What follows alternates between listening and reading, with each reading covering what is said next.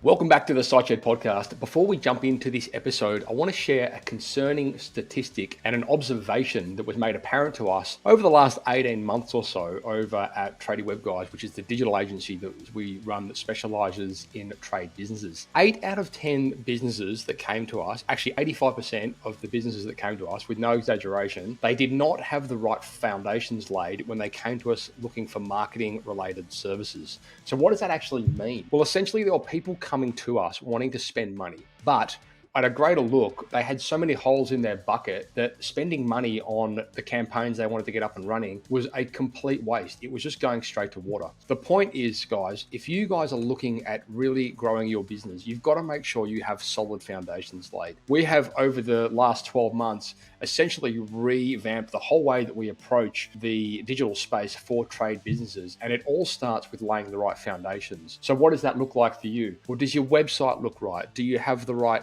conversion factors built onto the website? Are you capturing all of your leads and all of your contacts? Are those contacts being fed into a lead management system, which can help you, first of all, capture, but then automate and nurture your contacts? You do not want to be in that situation where you're constantly churning and burning leads. So guys, please, if you're doing any sort of outreach, any sort of marketing, make sure you have these things dialed in. Now, as I say, we've redesigned the whole way that we service our customers, and the first thing that we look at is foundations. So if that sounds like something that you want to at least get a different perspective on, head across to tradiewebguys.com.au, fill in the contact form and have the conversation. It's not going to cost you anything, but it could save you and make you thousands. I look forward to chatting with you. Enjoy the podcast. If you're a small business owner, chances are you are leaving money on the table and exposing yourself to rules you never even knew existed. Truthfully, until this recording, I didn't know half these things existed myself. In this podcast with my guest, who's a management accountant, Kathi Tait, we cover 5 financial tips that you absolutely must need to hear. I'll be honest, this is not an exciting topic, but it affects everybody that is running a small business. So I hope you enjoy this show.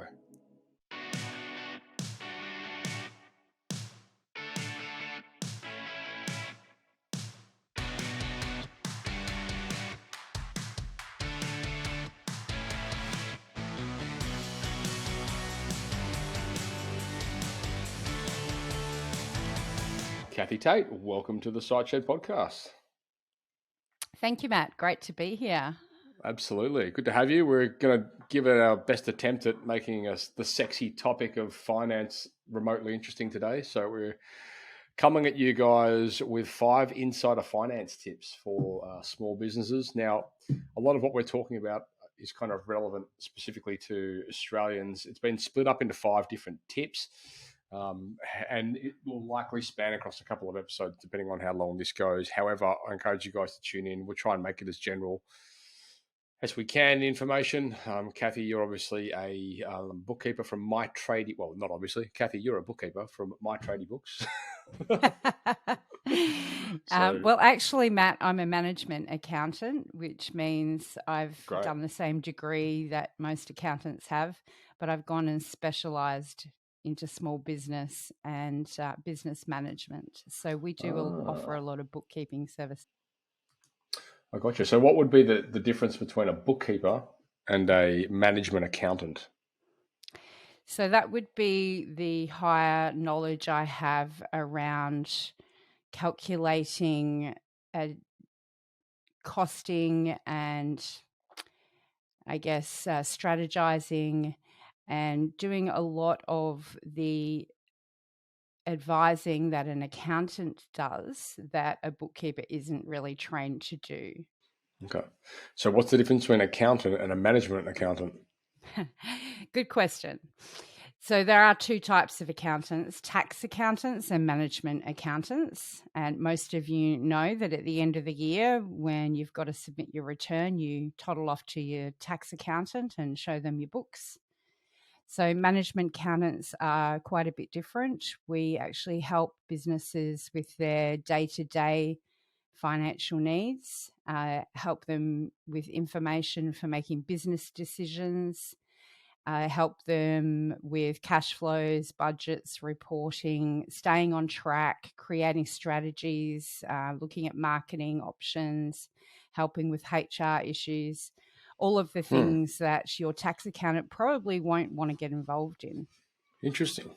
So it's kind of bridging the gap of like business advisory, general business advisory, if you're delving into those HR and marketing related issues. Yeah, it certainly is. And I guess the great thing for our clients is that we have bookkeeping packages and they get the management accounting as a bonus, which is pretty rare, I think, for a firm focusing on tradesmen, which is what we do. Yeah, sure. Cool. Well, I suppose you've put together a bunch of different tips. We've spoken many times in the past on the podcast on accounting related issues, everything through from, traditional accounting and bookkeeping through the lots of stuff on the profit first system. However, in this conversation, we're going to dive into a few tips that you've defined as being important. In the first one, we're going to talk about how to access rebate money for having apprentices, which is cool. Second tip, we're going to talk about how to get a bonus on your BAS with fuel tax credits. Some of these hacks, I guess, are things that a lot of guys out there could potentially get and just don't know about. That's the idea, right? It certainly is. This is what I know from my own experience, are the things that get missed. Yeah, sure. I imagine people that just were listening to that going, hang on. Did he just say I can get a bonus on my BAS with fuel tax credits? Yeah, what are they? Yeah. The third one, we talk about forgotten compliance. All subbies need to submit. And the fourth one was the new government digital ID systems, which I think is where the conversation started with us, wasn't it? I wanted you to talk to that. I did a YouTube video on that not so long ago, but it would be good to actually get some insight from the perspective of someone who knows more about it than myself. So again, that's kind of relevant to you guys in Australia, but anyway.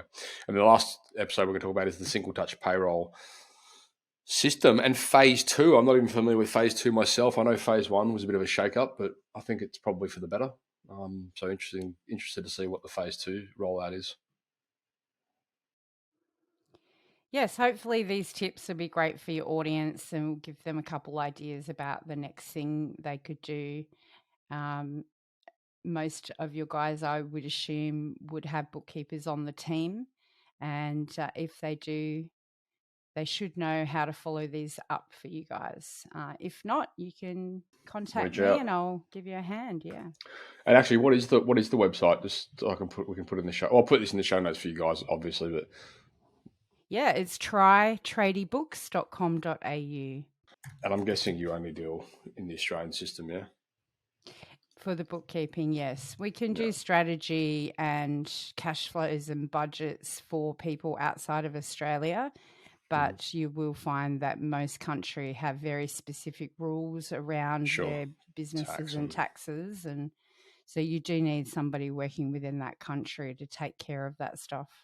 We've had experts on the show before out in North America, and like their legislations are state driven. It's crazy. You can go from one state to the next, and it's completely different tax laws and obligations. And oh man, it's nuts. Let's talk to, I suppose, tip number 1, which is how to access rebate money for having apprentices. Yeah, this is an interesting one, and it is obviously a government initiative to help get long-term unemployed employed. There are a few different schemes.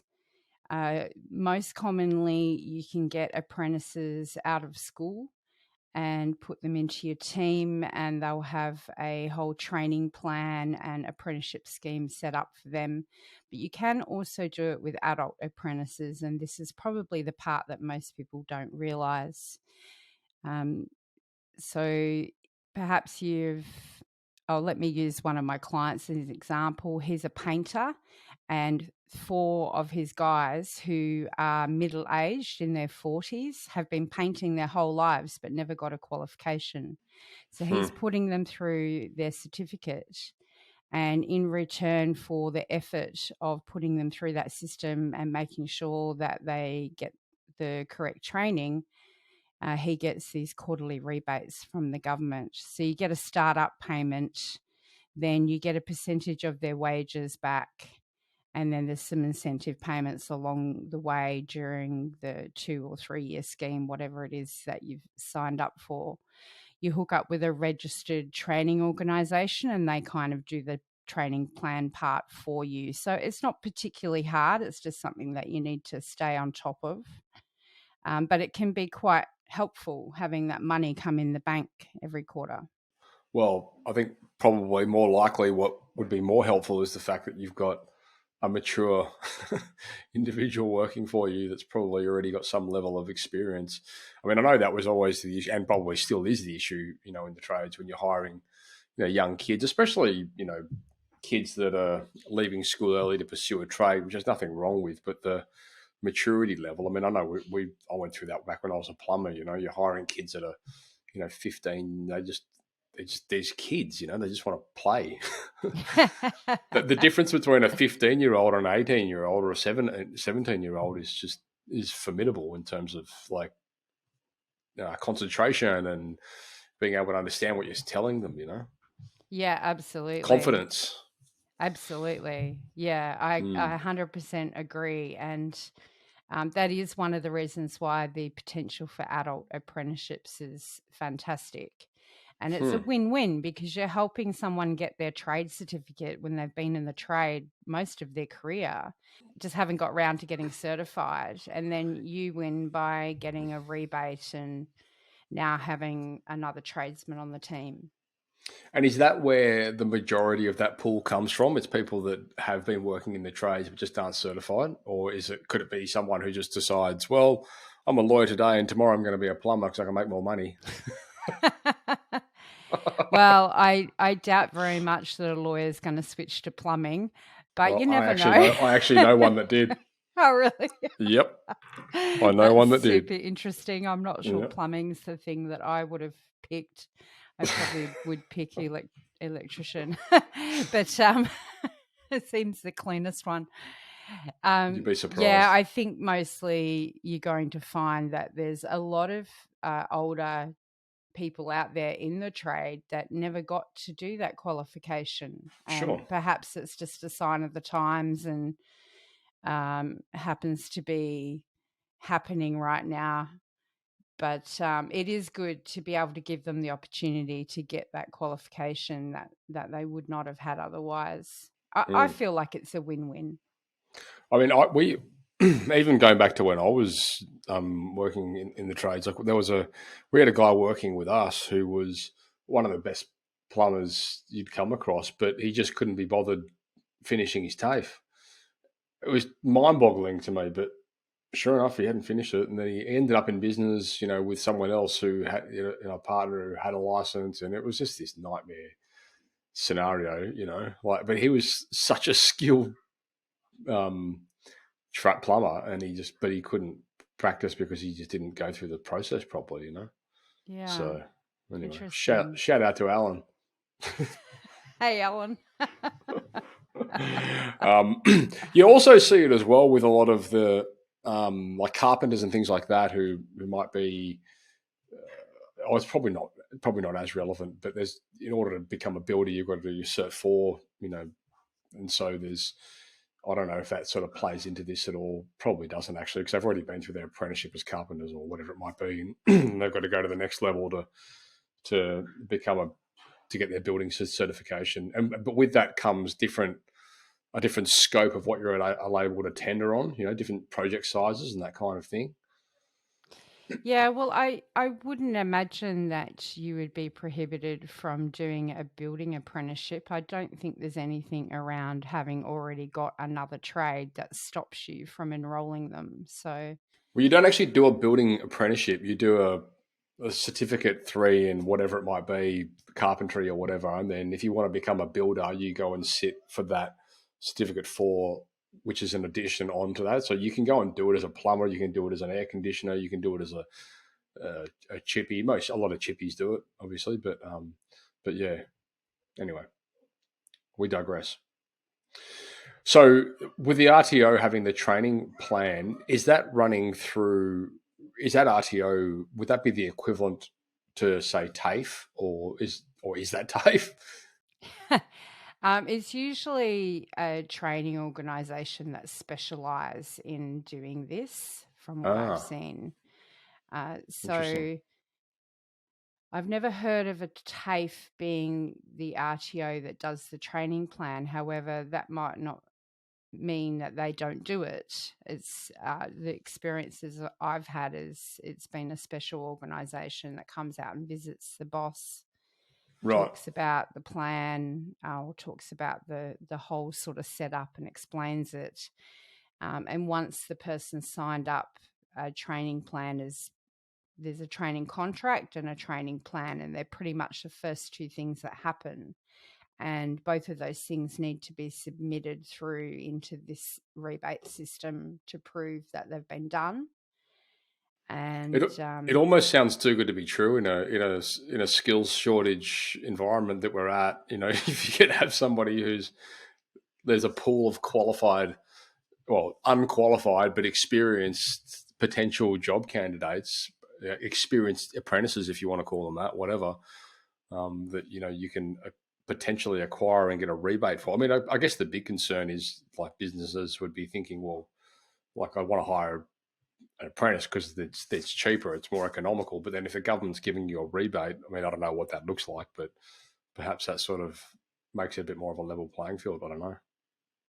well, I suppose one of the biggest issues I see in the industry is that there's a shortage of labour in some of the segmentations. I know that my painter is struggling to get. Every segmentation, every There you go. vertical. So, so being able to offer this additional carrot, I guess, could be the Mm, thing that gets you the right person. Because if they don't have their qualification, but they have all this experience, they might be super interested in a role that can help give them that qualification.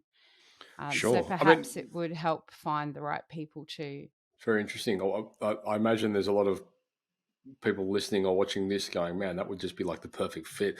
The great thing is as well, when if you've got people that are a little bit more mature, it kind of gives you a bit more of a upper hand in presenting them with a career path, like from a leadership perspective, like because they've got that level of maturity. Once I mean, they may already be well qualified to lead other team members, but they're just not qualified on the books. So it's like a very good opportunity. Yeah, I think so. And, you know, people always say, oh, the bit of paper doesn't matter. But the reality is, I think it does. I Hmm. think that if you had two people with exactly the same experience and exactly the same attitude and all other things being equal, um, you would pick the one that had the qualification, wouldn't you, in most cases, Well, as a I mean, boss? maybe I certainly you certainly have an obligation, I suppose, to a degree, and probably some sort of legal compliance. I would imagine to employ people that have been through an apprenticeship or going through an apprenticeship, whatever that might be. Perhaps not doesn't necessarily mean you need to hire someone that's licensed, but yeah, there's definitely things you need to consider if you're going to be bringing people to work in a skilled trade environment. Like you're not going to go hire a doctor who's never done any doctoring. Is that a word? Well, the other thing too is it would give you confidence in their ability to lead a team. And I know with a Yeah. lot of subbies that are getting bigger, the boss can't be everywhere at once. You need to have these leading hands that can run teams for you with confidence that the job is going to get done to the standard that you require.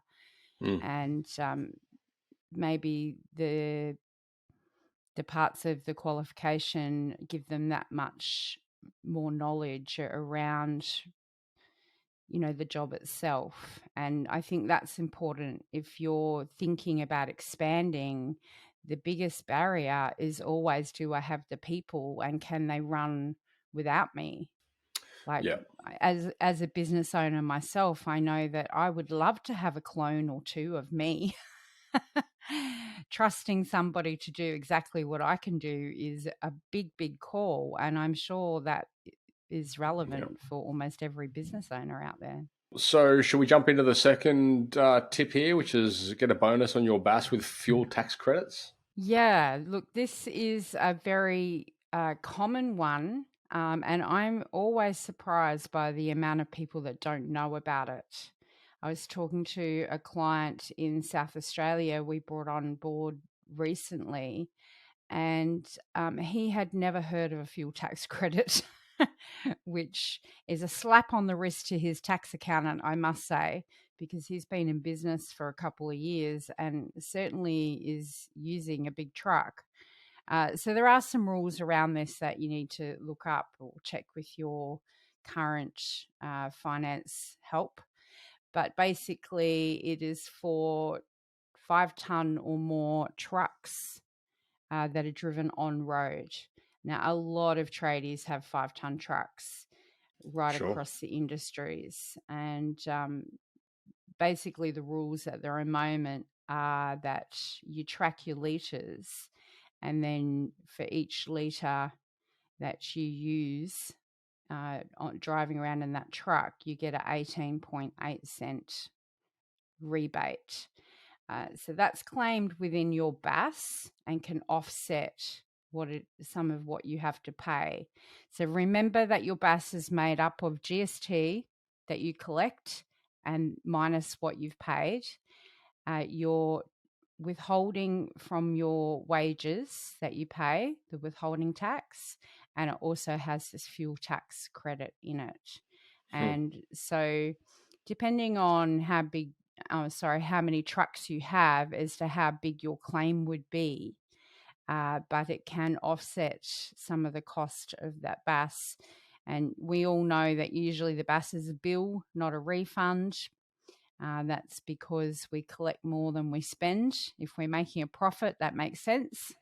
Yep. And so this is just a bit of a bonus that not everybody knows about.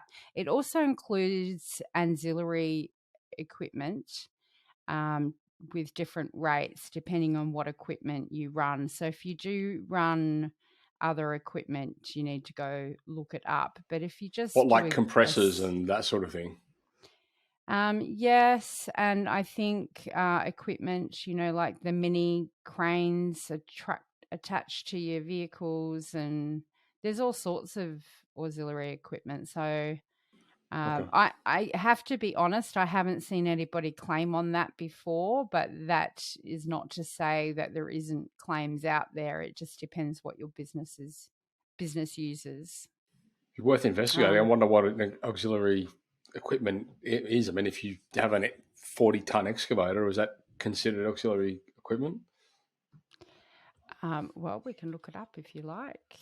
maybe not live, but definitely something for you guys to go check out. Like you've put here, Kathy, that it could be anywhere from 10.7 cents to 46 cents a litre. Like that's huge. If you get a 46 cents rebate on your excavator. Yes. Let me just have a quick look here for you guys. All other business uses, including power to auxiliary equipment of a heavy vehicle. We probably need to do a bit more research into that if you think you fall into that category, but it covers different types of fuels too. So for this to become reality, you've got to set this up and lodge it with the ATO, is it, as part of your BAS submission? Is that the idea? Yeah, look, it's actually pretty straightforward. For the most part, whoever your BAS agent is can add the registration in your back end if you want to just register from now. If you want to backdate it, then you'll probably need to ring the ATO. You can do that yourself, or you can get your tax accountant to do that. So that gets the registration taken care of, and then once that is active, it just appears on your BAS as another thing to fill out. So anybody doing BAS services will know how to do that for you. There's a way to set it up in your accounting software to give you the report that you need every time the BAS is due as well. It's pretty straightforward to get that. Or you can run a spreadsheet and just keep track of your litre usage that way. a lot of my guys use fuel accounts. So they've got a fuel report at the end of the month, and that's even simpler. You just pull out the right vehicle for that, and you've got your information. Nice. So don't actually have to log like transport as such, like where you commute to and from. It's just based on the fuel consumption. Yeah, correct. You don't actually need to keep a logbook. That's a whole nother thing for a car claim in a tax return.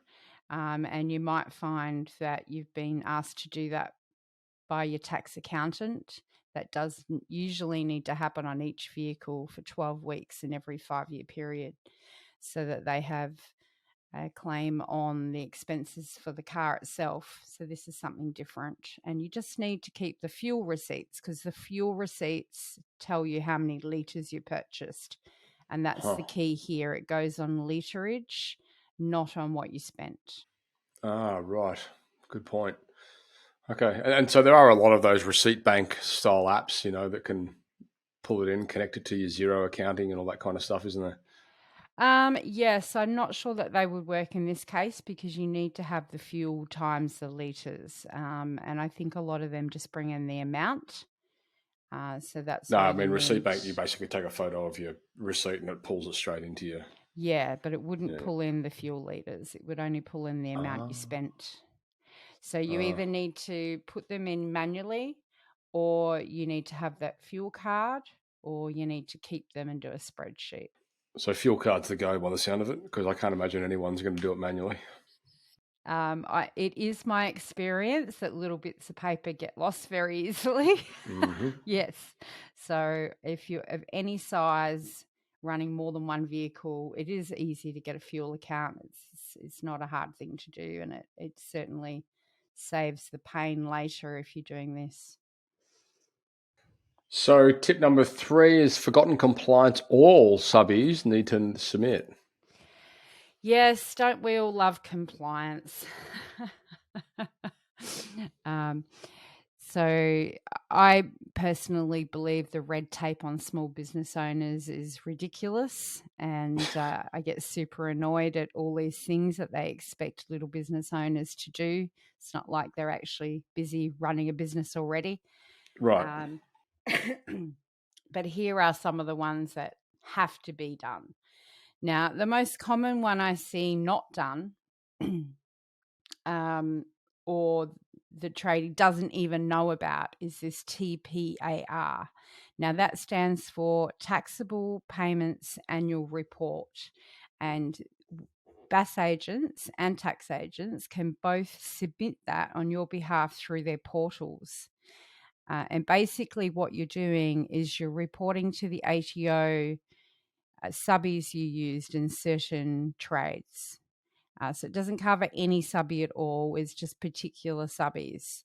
And basically what the ATO are trying to do here is squash the cash economy and make sure that everybody's telling them what they've earned. And so it's kind of a data matching thing. But it is something that you're required to do every year. And it is something that isn't too hard to do if you keep the information. Now, for the most part, that's the issue that I see, is that the information is not there to begin with. The amount of times I've seen someone pay a subbie and they haven't even got an ABN on them makes me want to do a Homer Simpson and just like shake them. So, I mean, I was just going to say that wouldn't just a simple invoice from the subbie solve all those problems if it's got your... It would, Matt, if they got one. Oh. Well, so people pay people without invoices. Yeah, they do. It is super common and super frustrating for bookkeepers and accountants. But yeah, it happens all the time. So here's the basic rule. Do not pay anybody until you've got their name and their ABN number and an invoice from them.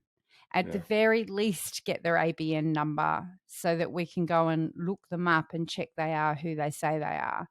Well, first you need that ABN to find out if they're registered for GST. That should be the first check that's done. And so, yes, I see it all the time.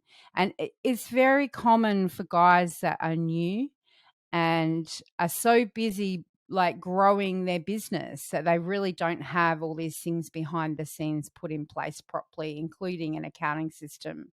Sure. Super common. I And mean, so I can't. I can't even think of the last time I got invoiced by somebody, and I didn't. I went in. Like I don't think I've ever once gone and checked an ABN. well, that's because you're not a bookkeeper trained to know what to do. Sure. But that is the first thing that any bookkeeper should do. If we've got a new supplier, we go and check the ABN, see if they are a business and they Yeah. are or they are not registered for GST, because you immediately need to know that. You need to Wow. make sure. I've seen people claim GST on their invoices when they're not registered because they just Yeah. simply don't know any better. Yeah. Sure. I just think, It, oh, it's 10%, right? it's really common. So if you keep your subby's name, ABN, address, phone number, that's the information you need basically to lodge your TPAR every year. Now, Okay. the accounting softwares have sort of caught up to this game, and they do now have the facility to run a TPAR report in the back end. But in order for that to be correct, you have to have the subby's contact record Sure. specified as a TPAR. So that's getting a little bit technical, but there is a way in the software to build that. It's just you get out of it what you put into it, essentially. Yeah. And my biggest tip there is don't pay anyone without an ABN or invoice people, because you're going to pay for it later. Sure. So that's the first compliance that has to be submitted every year. Mm-hmm. The second one is probably quite specific to the building industry, and I think also the cleaning industry, is portable long service leave. Portable long service leave. Right. So So you can take it with you.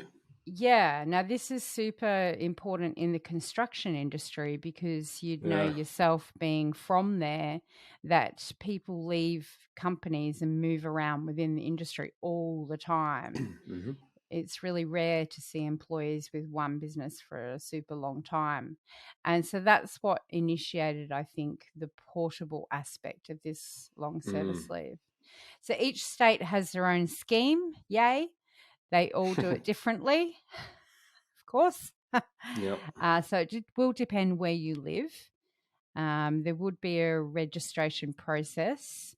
But basically, once a year, you need to report to that agency the amount of days that your guys worked in the building industry. It's on the job site, and that then is calculated into a long service leave allowance, sort of accruing under each person.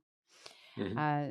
So I can only speak to the two states that I've had to do these for. Queensland portable long service leave is funded by big builders, by builders I think that have contracts in the millions. I don't know the exact amount where it kicks in, but that's how the scheme is funded. Whereas in South Australia, it's actually funded by everybody. Everybody gets a bill to contribute to the long service leave. So state by state, it is quite different. But it is something that you should be doing if you're in the building industry, is putting this in for your guys, because if you don't, they're going to turn around after a whole career in the building industry and have no long service leave unless this is done for them. Yeah. Interesting. You hear about that stuff all the time, don't you? Yeah, it's super important. Like, they're not going to be able to access it otherwise. And look, after 20 years of being a tradie, you're going to need a bit of leave. Like, it's hard on the body, right? Yeah, for sure. Mm. And that you can, I mean, it's a slightly different topic, because I had long service once, and I think that you can either opt in to take the time or take the money. Yeah, no, I'm not sure how it works with portable long service leave in that case, whether there is an option to take the money or not. You would have to check with your state. Sure. All right, what's next? So PAYG installments, something that is universally misunderstood. And because it's as complicated as it could possibly be. Because the ATO. Yeah. So remember before I spoke about the elements of a BAS? This Yeah. is one I didn't mention. So let's make it as simple as we can. PAYG withholding is the tax that you withhold when you pay wages. Okay, so that takes care of the tax on your employees. Now, a PAYG installment, such a similar name, it's very confusing, is actually the tax for your business. Okay. And what happens is it's like a program that you get automatically added to when your business lodges a tax return. So let's say that your accountant's just lodged your 2021 company tax return, and the ATO system's gone, oh, this company had a bill and had to pay tax. Now they go into the PAYG installment system so that next year they have prepaid their tax. And that's basically what this means. An installment is prepaying your tax for your next tax return. Now, this can be a shit scheme in the case where the It's tax a great scheme return, for the ATO. right? Where your tax return was lodged, and let's say you had a $10,000 tax bill, but your business is not looking to make a $10,000 profit this year, but you've still got to pay the installments anyway. Right. So it can be a pain where you're not really going to be in the same position tax-wise as you were for the tax return that initiated you being in the system. But nonetheless, once you're in the system, you're in it. Now, there's a couple of things that can happen. Installments are usually just sort of the ATO goes, here's the tax you paid, divide it by 4, put that bit on each BAS. So, because BASs are quarterly. And then there's a second option they'll assign you a rate, a percentage, and you can times that rate by your PAYG installment income. We're getting a bit complicated now, but that's another way that they do it. And your BAS agent or tax agent does have the ability to vary that installment, but there are very strict parameters around how you can vary it. The point of me bringing it up is because most people don't understand actually what it is and why it's there. And when I try to talk to them about it, their eyes glaze over. So I just wanted to bring it up and say it's actually just prepaying your tax for your next tax return for your business. And that's the simplest way I can put it. And the hardest year is always the first year because you're starting out and you've got to essentially pay the additional tax bill when you may not have it. That was my experience, and experience I know a lot of people when they start out in business. It would happen in your second year because you have to have lodged a tax return to trigger it. But yes, it can be super hard. And that's why cash flow management is so important. And that's another thing that management accountants do. Yeah. Okay. Cool. Yeah. We've talked a lot about cash flow management on the podcast before. So I think the listeners and viewers out there that are pretty familiar with that concept, but essentially sum it up, making sure you have allocation for expenses relating to different areas of the business. Yeah. At the time when you need it. Yeah. Okay. What's next? Director's ID. So, the new thing that's just come in that nobody really knows why, because they actually haven't really told us. But if you are a company director or going to be a company director or have been a company director within certain date ranges, you have to go get this ID. Now, I have quite personal views about digital IDs, but they seem to be here to stay. And the director's ID is part of that system. And I'm sure that they've got something planned for the use of it, perhaps a digital signing later on. Perhaps it'll be a way for directors to access government systems. We don't really know because they haven't told us yet. The only thing is that if you need to get one, you need to get it now. I think there's an extension to the 14th of December, which is... Because it was the 20th of November at one point. Yesterday. Yeah. Yeah. So if you haven't got it yet, there's a good chance you're going to get in trouble if you don't organise it. And it's it essential isn't if you guys are. too hard. But No, it's it's a bit pretty of a easy. But pain. if you are an Australian business owner, you have to do this. So Yes. I'll post the link to a YouTube video which I did on that topic in the show notes for this episode, or just head across to the which YouTube Tradie Web Guys YouTube channel. You'll see the video in there. There's got links and stuff on how to get it, so on and so forth. Your best bet's probably to speak to your accountant, and if they haven't already contacted you about it, then go and do that. Yes, if they haven't already contacted you about it, you might want to think Get a about new a new accountant. Yeah. Sole traders do not need it though, guys. Only Sure. directors of entities. My understanding was that the director's ID was there to address like accountability issues with people that are setting up businesses under the alias of an employee who may not even realize it. And then all of a sudden the business goes into liquidation and the employer whose name's on the documentation or whatever, all of a sudden gets slammed with this, all these liability issues and whatever, completely unknown, or someone who sets a business up in the name of their wife and goes and trades, or all that kind of stuff. I think it's just they're trying to create a layer of transparency with who the directors of the businesses are and tying it back to the existing system to verify it. That would make sense, yes. Yeah. And it is surprising how many people do dodgy things like what you've just spoken about. Oh, and it's quite shocking, really. I Yeah. do see that all the time as well. So I think you're probably on the right track there. Yeah. And carrying on from that are our new government digital ID systems. Well, some of them aren't so new, but they might be new to your listeners.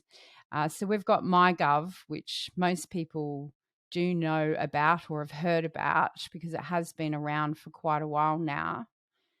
And that's your personal digital ID. You can are we moving into the next tip now? Oh, sorry. Yes. Okay. I thought it led in quite nicely. It does lead in quite nicely, but the next tip is the new government digital ID system. So back to you. Yeah, so the MyGov is the personal one. Most Australians have probably got this by now because it does, I will say this, it does make it super easy to lodge your tax return if you are just a wage earner. You can now do that with basically no help, which is fantastic. Well, I mean, the ability of having something that talks to each other, I think is something that, the next thing hopefully will be driver's licenses. Anyway. Well, be careful what you wish for, Matt, but yes, they probably will be next. And it is useful to connect the services. They include the ATO, your superannuation, Medicare, Centrelink, and I'm sure there's a heap more too, but they are the most common ones.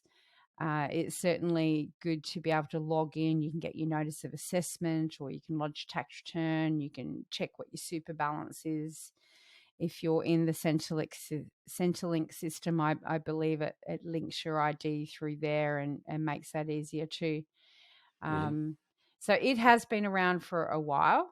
I guess the confusing part is because when they brought out the business one, they named it almost called it the same thing. Oh, it's so stupid. It's like our government is so clever. Oh. So MyGov ID, notice that one is MyGov and one is MyGov ID, is the business one.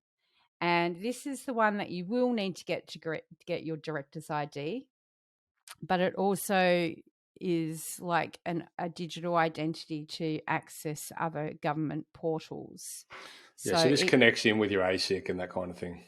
Yeah, in a very clunky way, though, I have to say. I've had MyGov ID for years because I had to get it to have a BAS portal. That's how we log into our BAS portal. So I've probably had it longer than most people. And there are other systems you can use this ID to log into. But goodness, they've got a portal for everything. It's terrible. Each department has their own portal and it is just getting ridiculous. I think conceptually they're trying to simplify things, but at the moment it's just a shitstorm. It's so not there yet. Yeah. But this MyGov ID is also the new way to access your apprentice rebate portal. So Ah. there's another reason that you have to have it. If you're going to do the apprenticing, you will use your MyGov ID to set that up. I mean, everyone was really, I suppose, brought up to speed with MyGov during COVID, weren't they? Because that whole check-in app ran through that. Oh, right. I suppose so. I really didn't have to take part in that system working for myself from home. I didn't really sort of No, but I mean, even engage the for a app, long like, time. yeah, sure. Well, they were, you had like check-in apps and things like that, and for the better part, or certainly New South Wales, it ran through MyGov and it brings you up with the QR code and all that kind of stuff. So they had huge adoption there because people were forced to use it. Anyway, Right. Oh, yeah. okay. Oh, well, in Queensland, where I was at the time, there was a check-in app, but it had no connection Yeah, that's to right. these Because other I live on the border and I've things. got both. Ah, right. Just to make it even more Yeah. confusing. Let's not make Yeah. it a federal thing. Let's do it state by state. Yay. Yeah. I mean, that's Idiots. like the driver's license system. It's a bit Oh, crazy it's just nuts. having state Yeah. by state stuff still. I mean, either Yeah. they want it all centralized or they don't. Yeah. Which brings me to digital money versus cash.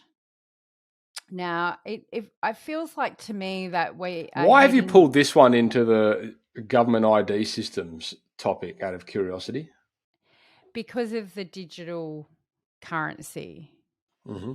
I believe that when it is brought in, it will have a connection to these ID systems. So, can you just explain what the digital currency system is? Well, it's when they convert money to credits.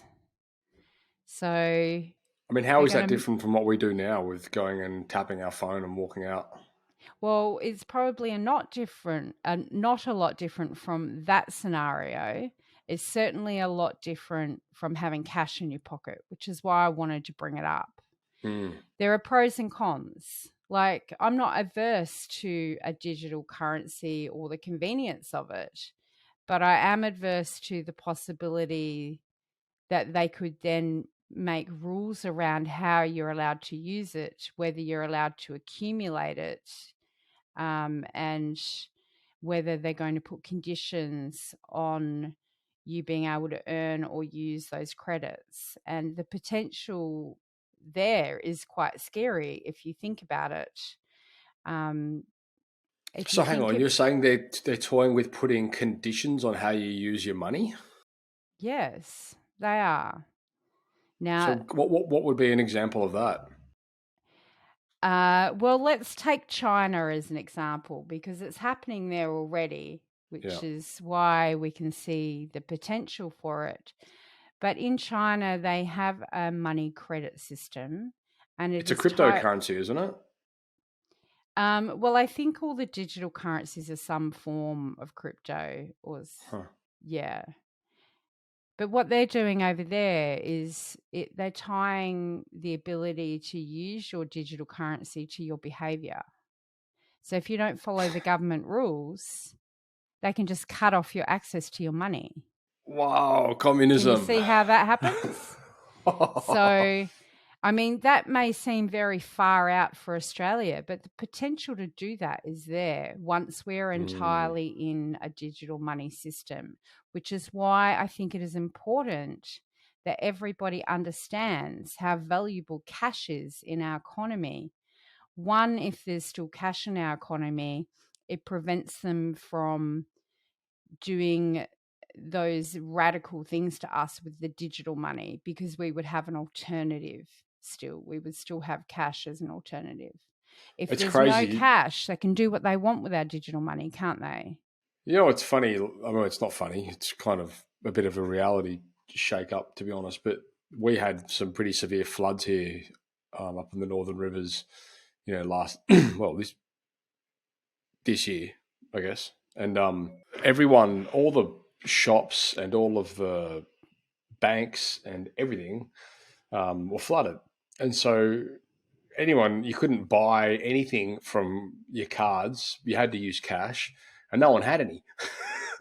So everyone was like, and you couldn't get in or out of town, so you couldn't drive somewhere to go like on higher ground to get to a bank because we were flooded in. And it was Mm. just this reality check. I mean, people that keep a bit of cash around at home, or people that um, keep food stocks, for example, they kind of floated through. But all of a sudden, we just found there was this realization where no one had any money available to them. No one had any food because people like are used to living day to day. They just go to Woolies and buy dinner and go home or whatever. It's just crazy how vulnerable we've made ourselves. Yeah. And that's So a I really stuff good my mattress with point. money all the time. Yeah. Yeah. Well, so I want to just talk about cash for a second because I want to really hone this point home because not everybody really realizes how important cash is. So there's a great example of where cash is super important when a disaster happens. So I want you to think about a $50 note. And let's say that you've done a service for somebody, and in exchange for that service, they've paid you $50. Now you've got this $50 note, and you can go down to the shop. Let's say you go to the butcher and you spend that $50 at the butcher. You get meat, and the butcher gets the $50. And now the butcher takes his $50 and goes over to the baker and buys bread and whatever goods from the baker for this $50. Now the baker has the $50. Can you see that this $50 is No one's moving clipping it. through our economy, Right. and everybody can spend this $50? And so the power of the $50 has been amplified because it's being used here. Now it's being used here, then it's being used by the next person, and it keeps its $50 value. And in return, you get $50 worth of goods or services. Now, imagine that you put that $50 into your bank or your digital money wallet. And we went down to the butcher to spend our $50, and we got $45 worth of meat and a $5 bank fee for using the FPOS machine, because pretty much everybody is doing that on charging that fee now. And so now the butcher, he's got $45 out of that 50 because $5 went to the bank. He's going to go to the baker and he's going to spend his $45 and he's going to pay a bank fee. And now the baker doesn't have 50, doesn't have 45, here's $40. And you can see that in that scenario, as the money moves through the economy, a slice of it is being lost to bank fees every single transaction until there's no more $50 left. Mm-hmm. Whereas if it had stayed in cash, it would still be worth $50 and would still be moving through the economy. And I guess that's the issue, because that whole digital currency scenario has been privatized to a degree. Like, it's bank portals, and it's they're adding their fees on. There will be fees. There's just no doubt about that. That's how banks make their money. Sure, it's interesting when you look at the whole. I mean, going well off topic, but when you look at the decentralized model that cryptocurrency is supposed to deliver. Essentially, it's going to be a similar thing. Like, if there's going to be a point where you're going to be able to withdraw cryptocurrency, and there are cryptocurrency ATMs and things like that, but there's still going to be a fee on it. So even though it's decentralized, you still essentially pay, to get that money out. Which, yeah, you're Yes. right. It's, when you think about it like that, it's kind of backwards. Yeah. Yeah. And so, although I understand the convenience is great for digital money systems and the potential that they have in our future, I really feel like cash is something we don't want to disappear. And that if we don't want it to disappear, we have to make a point of using it. So it's time to go back to probably 20 years ago, where you went and got some cash out each payday and you had some in your wallet. We used to call it walking around money, whether it was $50 or $100. Keep a small amount of your money moving through the economy as cash. We need it to not disappear. in order to make sure we always have an alternative to these digital systems, because they might look benign and handy right now, but the potential for the digital money systems can be quite heinous, and you only need to look at China to see that. And don't be fooled into thinking that that'll never happen in Australia, because you can never say never. You don't know what the future holds or how things are going to change. So No, we I mean, need to do what we can today to essentially Australia will do everything the rest of the world does, just 20 years later, and with half the efficiency. Yes, well, let's just say China's a super close neighbor and has super big ties to us. So, Sure, they're also communist. well, yes, that is true. But I mean, they've been running cashless in Scandinavia for quite. I mean, certainly Sweden. You know, they've sort of. I don't know if it's officially cashless, but they've. I don't know what the system looks like over there in terms of fees and things like that. But again, I mean, Europe are typically miles ahead with anything relating to that sort of stuff anyway. So you can imagine that they would have addressed some of these issues. But I don't see. I mean, I've got lots of friends over there, and I don't really hear too many bad things about it.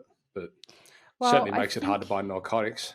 I think it's like a hammer, right, Matt? A hammer can be used to hit a nail to build something, or it can be used to hit someone over the head and kill them. Right, So right. the hammer is a hammer. The digital system is probably inevitable. It's Yeah. going to depend very much on the people that put it in place and make the rules as to how well it's used and how safe we are within it. Hmm. So tip number 5, single touch payroll phase number 2. Now, for the listeners and viewers out there, maybe just give us a recap on single touch payroll.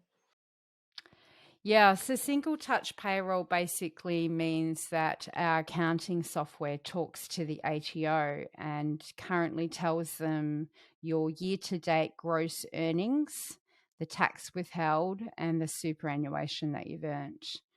And practically what that looks like is in the software, after you do a pay run, you then have to file the pay run with the ATO. So your accounting software talks to the ATO systems and sends this report to them. It actually saves a load of time. Well, the idea is that end of year it all gets easier. Mm. And that is true. It certainly is easier at end of year, but it has removed the ability to give people a group certificate or a payment summary, as they're now called. They don't Ah, exist anymore. interesting. Yeah. So right now, every payroll, we send that information to the ATO. And at the end of the year, we do a payroll finalization event. And then within your MyGov, all of your wage earnings should be pre-filled, ready for you to do your tax return. That's kind of the point of this, is that eventually they will automate personal tax returns. So you won't even need to lodge, it'll all be done for you. So at this point, those 3 things are reported. And stage 2 or phase 2 basically is going to make that reporting more specific. So instead of just reporting gross earnings, we've now got to attach each type of earnings to the ATO's classification. So What does it's that mean? just really going into your payroll system and reassigning a lot of the rates and things that we use to match the ATO's requirements. I can't say it any clearer than that because it is a bit technical, Right. and you will probably need someone to help you with it. And because each software does it a little bit differently as well, but most of them should have a guide for you to follow to Is how it to do this. is it true that if you have any employees, like local employees, you have to have single touch payroll? It's the law. Is that right? Yes, Yeah. correct. And that would typically be through one of the dozens of apps that are available or softwares that are available. You've got to be running one of them. Yeah, any of the payroll softwares I think that are around will have the ability to do this because it is required. I mean, I haven't heard of one that can't, but there are main softwares in Australia that generally people will use one of the top 4 cloud accounting softwares, and they all have the ability to do this. And so essentially the payroll, it gets lodged with the staff members' MyGov. So it all just gets pulled straight into there. So there's a record of it. Okay, not quite. It does eventually. But first, what happens is from week to week, we send the report to the ATO and they store it in their digital systems. And then at the end of the year, when you do your payroll finalisation event and it's all closed off and reconciled and lodged, then it flows through to your MyGov. Oh, okay. So only once a year at the end of the year. And then basically your year-to-date figures flow through to your MyGov for your tax return. Is that going to be an upgrade on like the existing software tools that we're currently using, or is it something that already exists, or like how's that going to look practically? Do you mean phase 2? Yeah. So each of the software developers or providers that are out there have had to do some technical changes in their back end. The hard part is the person who has to go in and do, I guess, all the technical part. This is the part that's hard to explain, but they now want to track everything in much greater detail. So instead of just getting gross earnings, they're going to split off the types of earnings, were they ordinary earnings, were they overtime earnings, were they bonuses, were they allowances. And so all of those things need to be split and reported in a different way with more detail than before it was just gross earnings. So and is that because different types of payments have different types of earnings have different tax brackets or tax? They have different rules around them. Yeah. So with an allowance, you can claim a deduction against the allowance for the expenses, right? And so they probably want that singled out for that reason. Because if you look at your tax return, allowances are actually a separate question to wages. So, yes, I think that this is a move to getting more information in order to be able to cross-check better and perhaps even pre-fill with more accuracy. Okay. So the point of the tip is that you do need to do this by a certain time and you're probably going to need help to do it. So just to make you aware, it is not as simple as what some people say. And it will very much depend on which software you use and how you've got it set up to do your payroll right now. Also depends very much on how you pay your people, whether you pay using the award with all of the add-ons, little allowances, or whether you pay above ward that sort of covers everything with a higher hourly rate. It might be simpler for those people. But yeah, do we have any idea? You're going to need help on that one. Do we have any idea when that might roll out?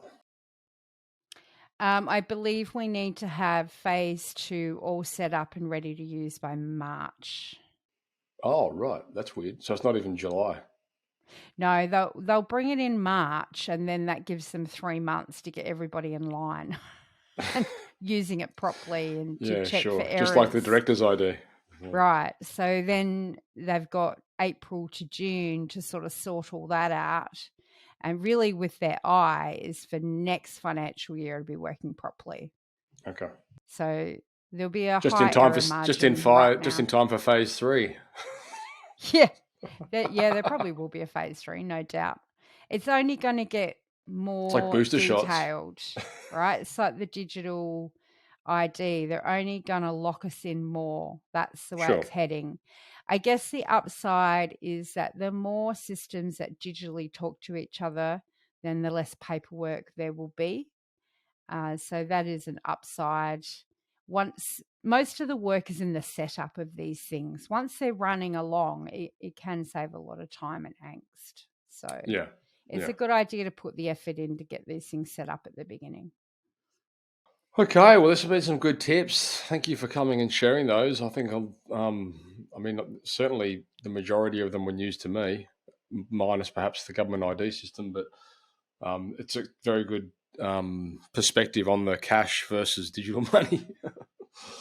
Probably, I'm just so used to now walking around and beeping things with my watch. Like I don't even bother.